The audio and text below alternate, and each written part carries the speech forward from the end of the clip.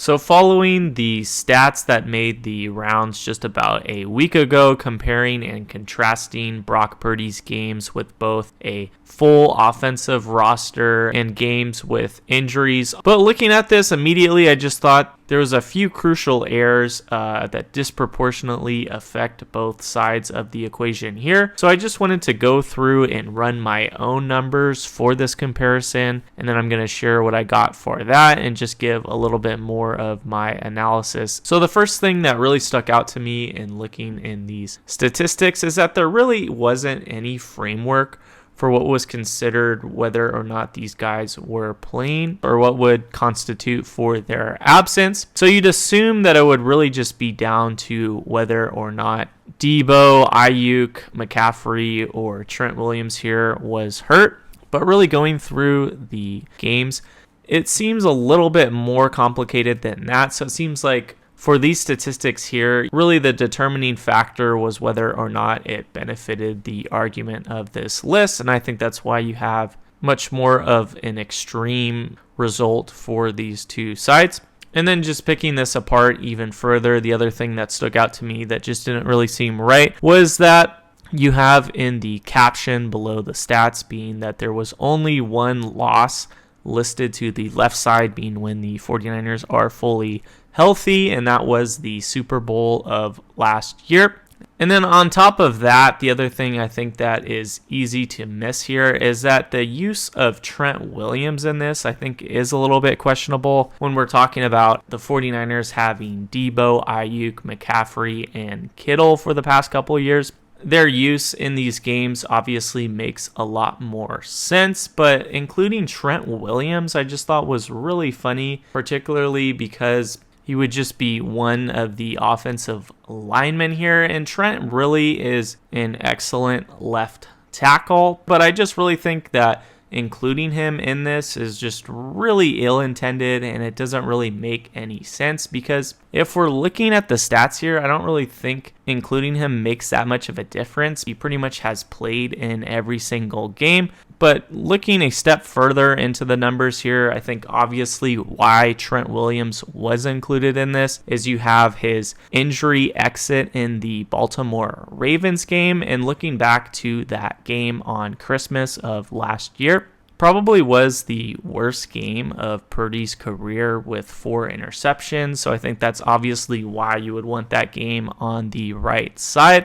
But looking at when exactly Trent Williams exited that game, I don't really think that it makes sense to include that for him missing the whole game and that somehow having an effect on Brock Purdy's performance. That just really doesn't make any sense to me because he did exit the game at the end of the third quarter. So I would say he still played the majority of the game. And when he did exit, you already have Purdy throwing 4 interceptions, and the 49ers were down 30-12 going into the fourth quarter. So I would say that the game was pretty much done at that point, and Purdy's performance really had already took a turn for the worse. So I think if we're taking that out of that category, that alone would just make a crucial difference here. But there's a few other games like this that I think were counted incorrectly here. And before I get to those, just also with the Trent Williams inclusion here, another reason I don't think that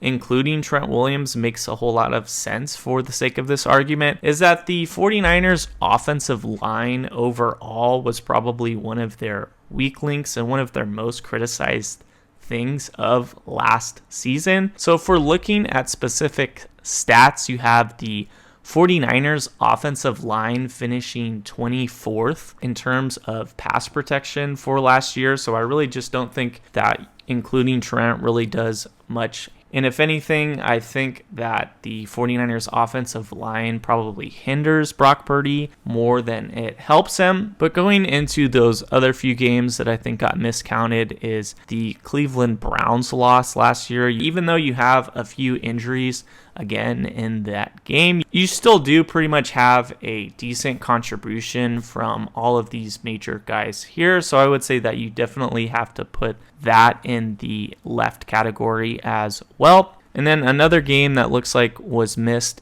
in this equation would be the win against the New York Giants in 2023.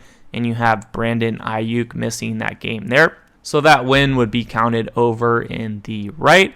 And then the other thing I think that was missed was the Green Bay Packers victory in the playoffs last year. You have Deebo Samuel leaving in the first drive. He didn't have any yards in that game whatsoever. So I think that definitely should be counted in the right category as well. And the other major thing that I found with this statistic is that you're also excluding Brock Purdy's games from 2022, and I would say that the 49ers still had all of these players then as well. So it really doesn't make sense to exclude those games. I think why it likely was excluded was that you have 4 out of 8 of those wins coming also with injuries in those games as well. So you would have 4 wins counting over to the right category here. So I think taking all of those aspects into account, you get a much different statistic for this theory here. And I'm just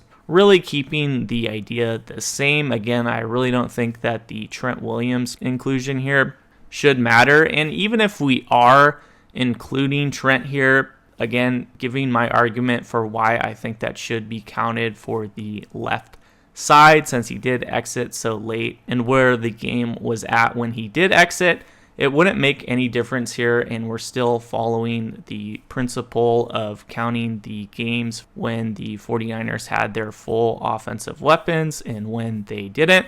So this was the results that I got when doing that, and I think by far you have a much more even list. You still have some differences between these two, but not nearly as drastic as where it was before. It still is pretty notable that the 49ers, of course, are better when they are firing from all cylinders. But now looking at this new list, I wouldn't say that the right category is bad by any means. And another thing I will say for the 49ers overall in the specific term system QB is that sometimes the system, I would say, also hurts Purdy, because when we're looking at the 49ers, you're having such a heavy run strategy. And really, I think the most crucial thing here is that the 49ers don't really allow a whole lot of room for audibles or setting up protections before the snap. So I would say all of those things could possibly hinder Purdy's numbers in this too. And I also don't think it's fair to really target Brock Purdy for this, because I don't really hear the same arguments in terms of a